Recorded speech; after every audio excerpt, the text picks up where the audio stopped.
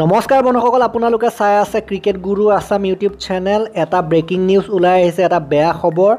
গুৰুতৰ দুৰ্ঘটনাত পতিত হৈছে ক্ৰিকেটাৰ মুছিৰ খান। ভাৰতীয় ক্ৰিকেটাৰ মুছিৰ খান আজমগড়ৰ পৰা লক্ষ্ণৌ যোৱাৰ পথত ডিভাইডাৰত খুন্দা মাৰে মুছিৰ খানৰ কাৰখন।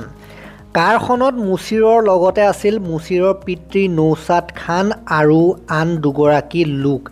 সকলোৱে কম বেছি পৰিমাণে আঘাত পাইছে। গতিকে এয়া দেখিছে এক্সক্লুচিভ দৃশ্যাংশ, যিদৰে কাৰখন ভাঙি গৈছে এক প্ৰকাৰে, এফাল গোটেই শেষ হৈ যোৱা আমি দেখিবলৈ পাইছোঁ। গতিকে সৰু সুৰা এক্সিডেণ্ট নহয়, ডাঙৰ এক্সিডেণ্ট বুলিয়ে ক'ব লাগিব।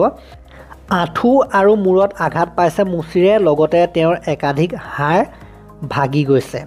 আৰু এইবিলাকৰ কাৰণে তেখেতে অনাগত ইৰাণী ট্ৰফিত খেলিব নোৱাৰিব। দুৰ্ঘটনাৰ বাবে তেখেতে ইৰাণী ট্ৰফিৰ পৰা বাহিৰ হৈছে।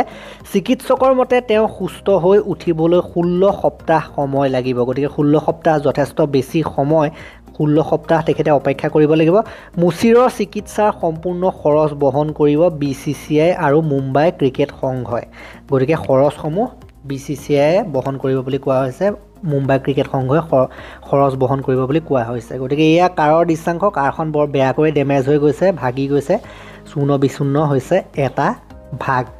গতিকে অনাগত ইৰাণী ট্ৰফি আহি আছিলে, গতিকে যথেষ্ট বেয়া কথা তেখেতৰ কাৰণে। তেখেতৰ কেৰিয়াৰটো যিহেতু বৰ্তমান সময়ত আৰম্ভ হৈছিলেহে, আৰু আগলৈ যাবলগীয়া আছিলে, ইণ্ডিয়ান টীমলৈও যাবলগীয়া আছিলে, কিন্তু তেনেকুৱা সময়তে এইবিলাক সংঘটিত হৈছে। এইটো কিন্তু একেবাৰে ভাল কথা নহয়। আমি আশা কৰিছোঁ যে তেখেতে এইবিলাকৰ পৰা উভতি আহি, ভাল হৈ আহি, সুস্থ হৈ আহি পুনৰ ভাৰতীয় ক্ৰিকেট টীমলৈকে যাত্ৰা কৰিবলৈ সক্ষম হ'ব।